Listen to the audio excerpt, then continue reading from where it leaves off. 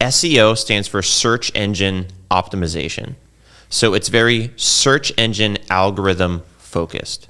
So there are a lot of different kinds of SEO because there are a lot of different kinds of algorithms. YouTube has an algorithm, so there's YouTube SEO, making sure that your videos rank higher than others.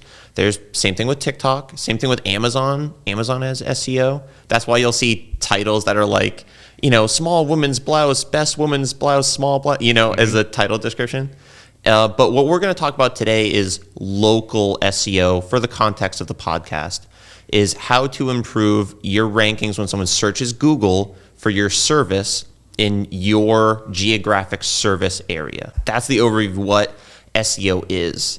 And I think for everyone listening, it helps to know that there are those different kinds and to work with a professional that specializes in that specific version of SEO, is that there's not a lot of overlap between the two.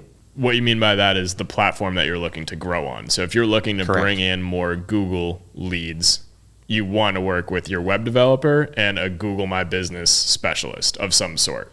If you're trying to grow your YouTube channel, you want to work with a content creator who's really good at making trendy thumbnails and tagging everything properly. So expertise for each platform is huge.